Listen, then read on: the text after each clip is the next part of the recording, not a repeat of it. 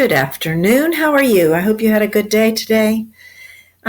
Yesterday, we were reading about sagas and swords, and we've heard a lot of information about two of the main characters in this story, Bjorn and Tolly. Can you compare and contrast Bjorn and Tolly? Can you compare and tell how they are the same or similar? And contrast and tell how they are different? What are their feelings about leaving their town? Are they the same or different? How are they the same or different? What about their feelings about having to go to war?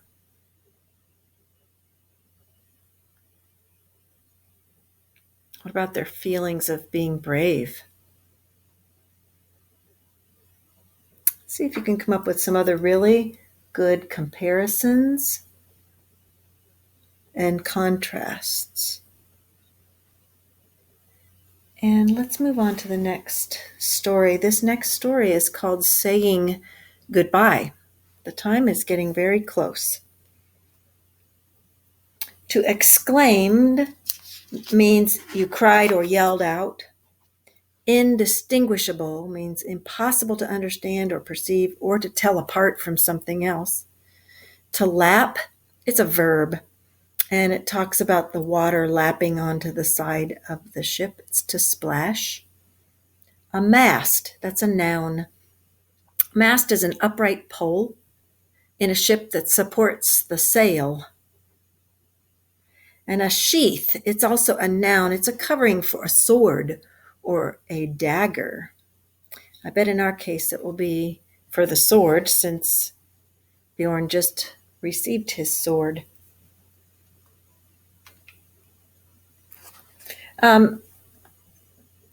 Listen carefully. This story has been told in order, in sequence. You've heard sequencing words like first, next, then. When you're retelling a story, use those sequencing words so that people know the order in which activities and incidents happened. Now, where are Bjorn and Tolly traveling to? They're traveling to Iceland, and why are they having to leave their own homeland? Remember, there are a lot of wars happening in Scandinavia. It has become unsafe. Will Tolly and Bjorn travel in a cargo ship or a long ship? Not a drakkar. A drakkar is a long ship. Those are reserved for warriors. They are traveling in a cargo ship, a knar, because they have a lot of items to take to set up a new life in a new land.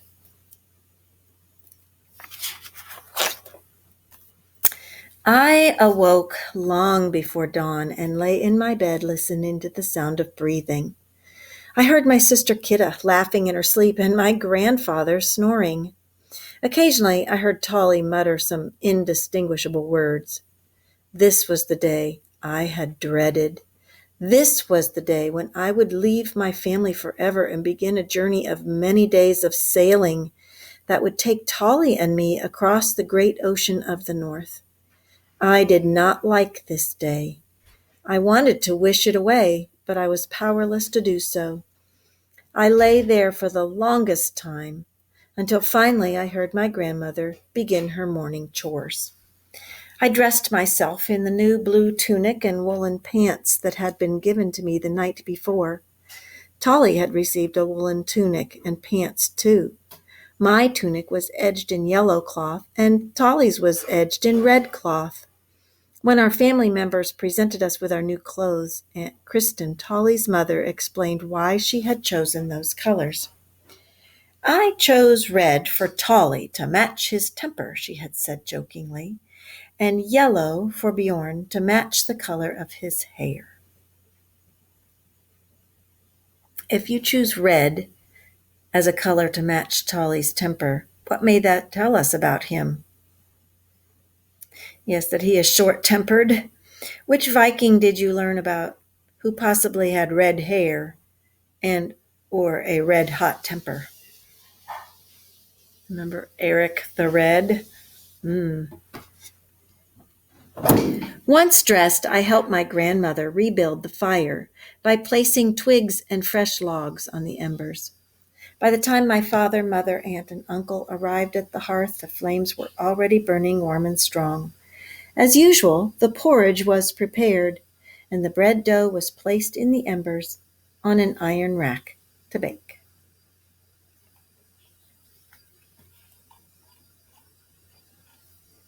There he is inside his home, just getting dressed in his new tunic. His grandmother's working around the hearth. Here's Tolly.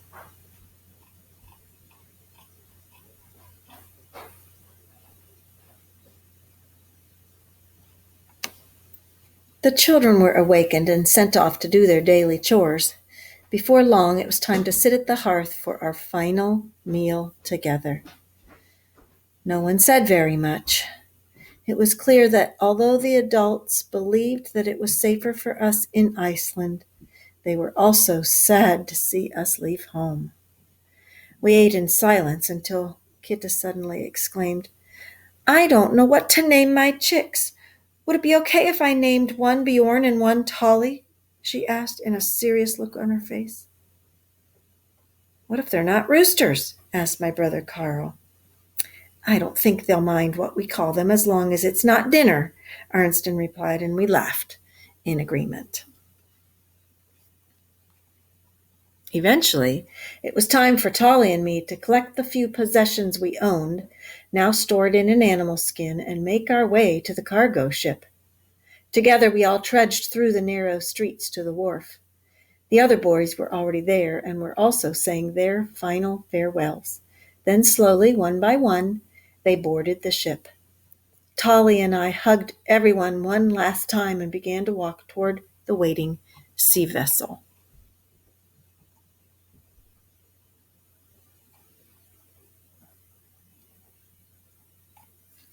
"Bjorn, you have forgotten something," my father said as he came toward me.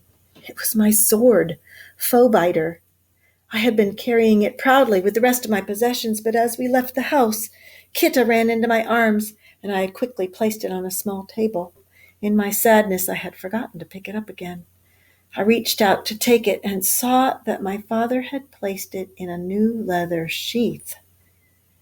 "Your grandfather made this sheath for you," he said, looking at me intently. "I wish you well, my son. May the gods be ever at your side." And then he turned and walked away. My grandfather's gift was almost the last straw. I wasn't sure I could hold back from crying any longer, let alone board the ship. I wanted to run to him, but Tolly, sensing my great sadness, grabbed my arm and pushed me toward the waiting ship. Neither of us said a word as we stood together for a long time, watching the sailors row the cargo ship out to sea and away from our homeland. Saying the last straw means it's the last thing that you can handle. You're going to hear more about that saying a little bit later. "Tolly, will we ever see them again?" I asked, not really expecting a reply. "If Odin wishes it," Tolly replied softly.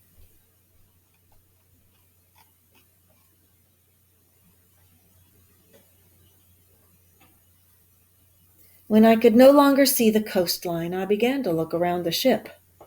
Our cargo ship was a strong 50-foot vessel built and designed like all cargo ships to withstand the mightiest waves. Tolly, who loved ships, had already explained to me that once our ship reached deeper waters, the sailors would put away the oars and raise the large square sail. He had also explained that cargo ships were rounder, deeper, and shorter than warships, so they were more able to carry cargo to trade. This picture is a cutaway view. The ship itself is not cut away, but the view is cut away so that you can see how cargo is stored in this ship. Cargo or goods were carried inside in the barrels to keep them water safe. Tolly continued with his lesson on ships once we were settled on board. Bjorn, our ships are unique, he had explained. They are powered by both the oar and the sail. Our warships or longships are designed to carry many warriors who can row or sail the ship while staying close to the coastline. At sunset, the warriors row their ships inland and camp for the night. Cargo ships sail farther out in the ocean, but spend the night in the deep water harbor. Or, if the waves are calm, they will lower the sail and drop the anchor, waiting until sunrise to continue their journey. They try to avoid coming too close to shore, so the tide, which comes and goes twice a day, won't push them toward the coastal rocks. Do you know why our ships are so strong and powerful? Tolly asked as we were watching the waves lap against the side of the boat and the seabirds circling overhead. Not exactly, I replied. Well, it's because of how they are built, Tolly explained eagerly. You see, shipbuilders use long, thin planks of oak wood to make the hull, or the body of the ship. These planks are fastened to the keel, or the backbone of the ship, and then to each other with iron nails. One plank overlaps the other. The floor timbers are also attached to the keel. Then cross beams are added, and the mast is held firmly in place with a heavy timber mounting. I didn't mind that Tolly suddenly had so much to say about ships. His constant talking helped to take my mind off my family.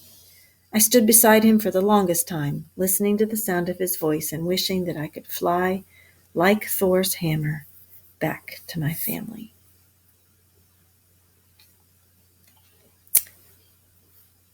Were your predictions about how Bjorn would feel when he said goodbye correct?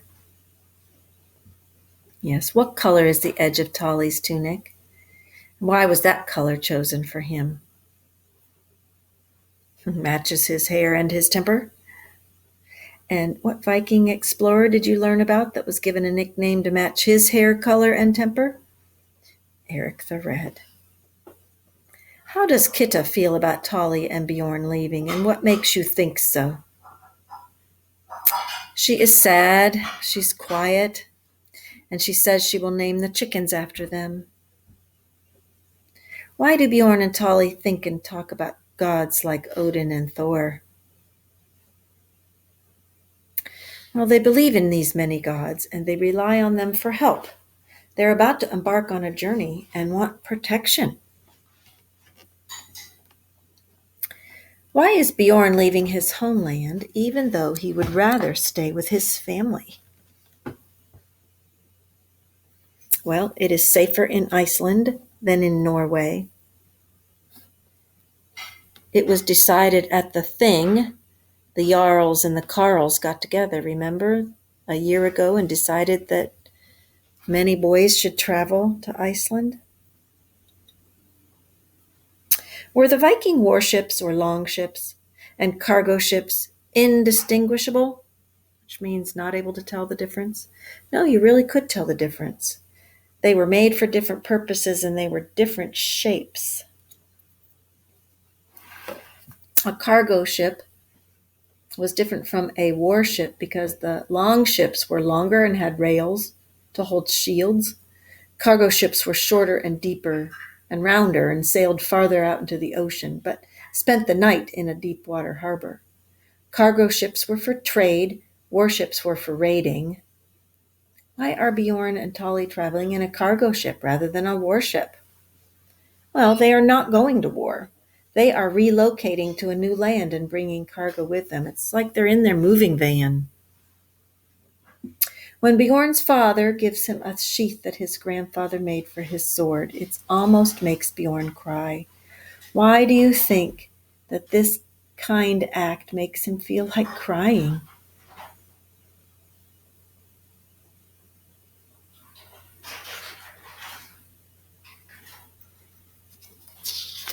We heard about the last straw. That idiom is an expression whose meaning goes beyond the literal meaning of its words. Idioms have been passed down orally. They've been quoted in literature or other printed texts. They use figurative language, meaning that what's stated is not literally taking place. But we talk a lot about literal and figurative phrases in third grade. This idiom, the last straw, refers to the final incident in a string of difficult things that have happened. And this final incident is what caused the person to break down or give up. Have you ever felt that way? The whole proverb is, it is the last straw that breaks the camel's back.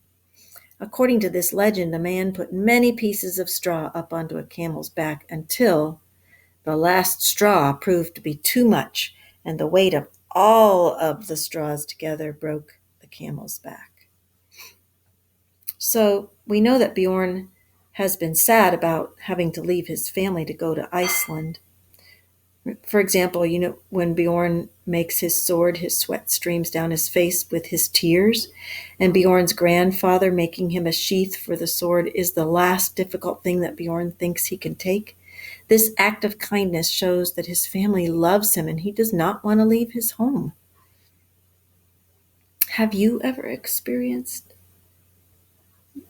had an experience where the phrase "the last straw" would have applied to you? You had a string of bad things going on either in your life over the course of time or maybe even in just one day. But this series of difficult events maybe added up and weighed you down so that you finally lost your temper or started to cry. I think a lot of us have had those types of things. Think about writing. We will be writing later on. I would like for you to think, if you had the opportunity to either go to Iceland with Bjorn and Tali or to stay in Norway with the family, would you choose to go or would you choose to stay?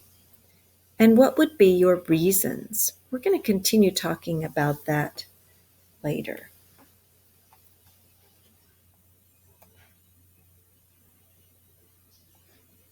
Hey, kitty.